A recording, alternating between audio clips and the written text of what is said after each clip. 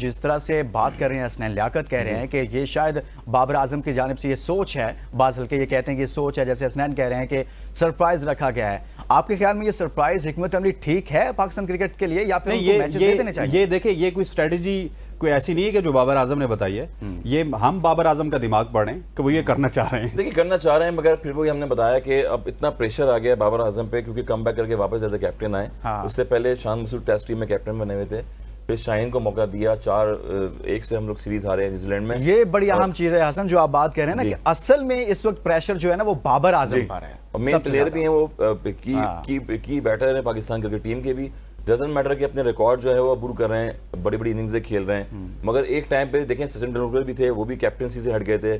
बहुत सारे बड़े प्लेयर ऐसे आए कि वो विनिंग परफॉर्मेंस नहीं दे पाए, अपनी परफॉर्मेंस इंडिविजुअल चलिए आपने उनकी कैप्टनसी की बात की है, शॉर्ट कमेंट करें इस पर, मुझे बताएं कि बाबर आजम को वैसे कैप्टन होना चाहिए पाकिस्तान टीम का। देखिए वापस कम बैक करके आए, उनके अलावा कोई ऑप्शन ही नहीं है आपके पास। आपके अच्छा, आप कह रहे हैं कि बाबर आजम को ही कैप्टन होना चाहिए? कैप्टन उनको होना चाहिए, मगर भाई आप जो है ना उंगली के पीछे सूरज छुपा रहे हैं। आपके पास बड़े ऑप्शन मौजूद हैं। आप कुछ कह रहे हैं? खुशिल को बनाएंगे कैप्टन, आप रिजवान को बना दें जो पीछे से हैंडल करते हैं। रिजवान को आप कीपर नहीं खिला रहे हैं, उनको कैप्टन बना दें। हाँ, कीपर तो इस वजह से नहीं खिला रहे कि आजम खान पीछे है ना। नहीं देखें ये चीज है ना, आप एक प्लेयर का कॉन्फिडेंस ऑप्शन हसन साहब आप क्रिएट नहीं करना चाहते। विद ऑल ड्यू रिस्पेक्ट, आपने जिस जमाने में क्रिकेट खेली हसन भाई, आप भी 7-8 कप्तानों के साथ खेलते थे। यूनुस खान आपके अंडर कप्तानी में खेलते थे। मैंने कभी मोइन भाई कभी आपके कप्तान होते थे, कभी राशिद लतीफ आपके कप्तान होते थे, कभी इंजमामुल हक आपके कप्तान होते थे, कप्तान होते थे, कभी वकार यूनुस आपके कप्तान होते थे। यहाँ पे भी यही होगा कि आप हर बंदे को ट्राई करने के बाद at the end of the day आपको कोई अच्छा कप्तान मिलेगा। लेकिन अनफॉर्चुनेट ये है कि 4 साल हो चुके हैं, बाबर आजम पै दर पे आपको इवेंट्स हरा रहे हैं, लेकिन उसके बावजूद भी हम उनके ऊपर कॉन्फिडेंस कर रहे हैं कि 2024 का वर्ल्ड कप वो जितवा देंगे। तो मैं समझता हूं कि दुआ ही कर सकते हैं, लेकिन हीला वसीला तो बाबर आजम नहीं कर सकते। साहब वो कह रहे हैं कि दुआओं से ही हो सकता है, पहले हमने मौका दिया बाबर आजम को, हम उनकी कैप्टनसी में 2 T20 हार गए, एशिया कप हार, 2 एशिया कप हार के, 1 ओडीआई वर्ल्ड कप हम हार गए, फिर मौका दिया है। हसनैन लियाकत साहब ये कह रहे हैं, तो आप बताएं कैसे जस्टिफाई करेंगे आप? जस्टिफाई तो अब एज ए परफॉर्मर सीनियर वही हैं आपके पास, आपने फिर वाइस कप्तान शादाब को बनाया तो उनकी परफॉर्मेंस देख लें आप। हमेशा कैप्टन वो होता है कि जो परफॉर्मेंस भी दे और कैप्टनसी भी करे, फिर टीम को भी जिताए। तो यहाँ पर तो सारा प्रेशर बाबर पे आया हुआ ना, वो अपने रिकॉर्ड्स को कर रहे हैं, खेल रहे हैं, मगर और प्लेयर क्या कर रहे हैं? शाहीन जो है वो साइड पे हो जाते हैं, शादाब उसके बाद वाइस कैप्टन होते हैं, वो साइड पे हो जाते हैं, फिर आप नया प्लेयर को लेके आते हैं तो वो पूल का हिस्सा होता है, वो साइड पे हो जाता है, सारा जो मलबा है वो बाबर आजम पे आता है। तो एक प्लेयर जो है वो अगर उसको एज ए कैप्टन नहीं खिला रहे आप, तो रिजवान को बना सकते हैं, ऑप्शन है आपके पास, मगर आप तो उसको कीपर भी नहीं खिला रहे। आपने 2 से 3 कीपर रखे हुए हैं, आप उस्मान खान को जो है वापस लेके आ गए और वो श्योरिटी मांग रहे थे कि मुझे पाकिस्तान टीम में श्योरिटी दें सेंट्रल कॉन्ट्रैक्ट के लिए कि पाकिस्तान में मुझे कितने चांसेस मिलेंगे।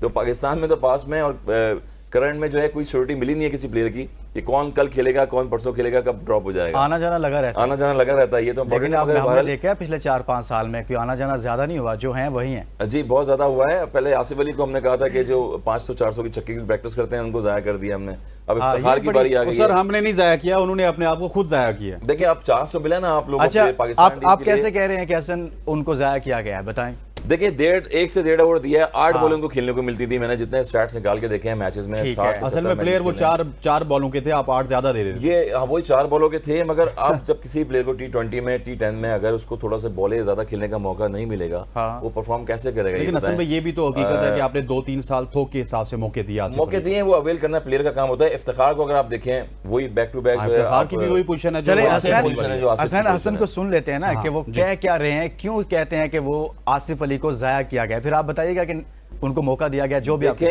मेरा मतलब है जाया किया जाए इस सेंस में कि आप जब हिटिंग माने जाते हैं बैटर्स, तो उनके पास इतनी बॉलें होनी चाहिए कि वो अपने रन बनाएं और टीम को उस मुश्किल से निकालें। जब उन्होंने अफगानिस्तान के खिलाफ मैच जिताया था और उसके बाद उनके पास बॉलें थी, उसके बाद वो प्रेशर नहीं था, सेकंड एंड से जो है दूसरा प्लेयर भी खेल रहा था, वहां से कॉन्फिडेंस आया।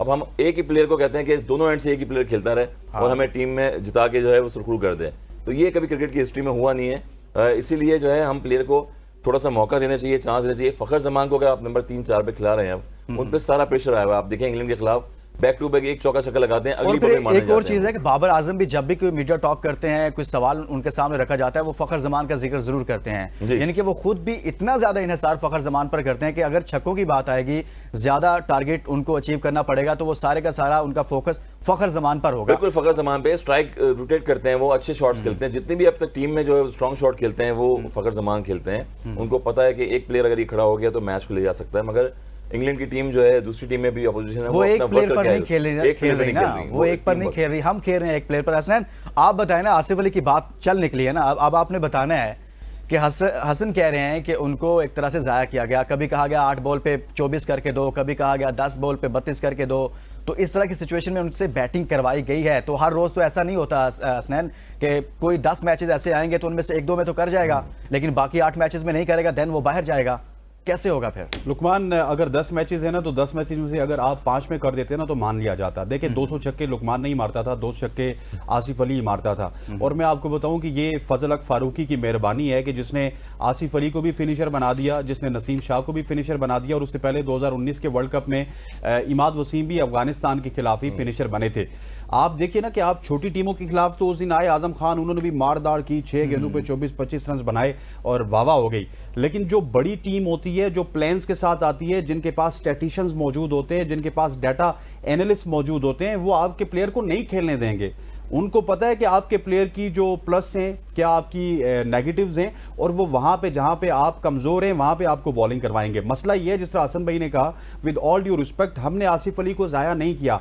आसिफ अली ने अपनी गेम इंप्रूव नहीं की। आसिफ अली के सामने आप गली मोहल्ले का स्पिनर लगा देते थे ना, आसिफ अली से बल्ला ऊपर नहीं होता था। इसकी वजह क्या थी कि फर्स्ट क्लास क्रिकेट नहीं खेली, लिस्ट ए क्रिकेट नहीं खेली, सीधा सीधा जो है वो मिसबाह उल हक साहब को पसंद आ गए। 1-2 मैचेस के बाद उन्होंने उनको पीएसएल की इस्लामाबाद यूनाइटेड की फ्रेंचाइज में ले आए, और अब वो पीएसएल में भी डगमगा रहे हैं। इस्लामाबाद से पेशावर पहुंचे, पेशावर वो भी बाबर आजम की ख्वाहिश पे पहुंचे। बाबर आजम अभी भी उनको अपना मेरा ख्याल है मैच विनर समझते हैं, लेकिन इस दफा पीएसएल में भी उन्होंने कुछ नहीं किया। तो मैं समझता हूं कि बाबर आजम ने 2 या 3 प्लेयर्स को बड़े इंसाफ के साथ चांस दिए, जिन 2 में खुशदिल शाह भी हैं और आसिफ अली भी हैं। टेप बॉल के प्लेयर्स से इनको चांस दिया गया। तीसरा एक और नाम आ रहा है सर भाई, आपकी बताएं तीसरा एक और नाम आ रहा है कि साम अय्यूब अगर थोड़े से बचे रहे तो लंबी खेल सकते हैं। मगर मेरी जो है क्रिकेट के मुताबिक मेरा एक्सपीरियंस ये कहता है कि इतने चांसेस उनको मिल रहे हैं, नो लुक शॉट आप खेले जा रहे हैं। हमने 1000 दफा डिस्कस किए कि पीएसएल की परफॉर्मेंस जो है, वहाँ की बॉलिंग, वहाँ की कंडीशंस बहुत डिफरेंट होती है। जब भी आप इंटरनेशनल लेवल पे खेलते हैं, उसका प्रेशर बहुत ज़बरदस्त होता है, और ऐसा होता है कि वो आपको हैंडल करना पड़ता है। बहुत ही मोहतात तरीके से आपको खेलना पड़ता है। शॉट सिलेक्शन बड़ी इंपॉर्टेंट होती है, जो कि हमें हमारे पाकिस्तानी प्लेयर्स में नजर नहीं आती।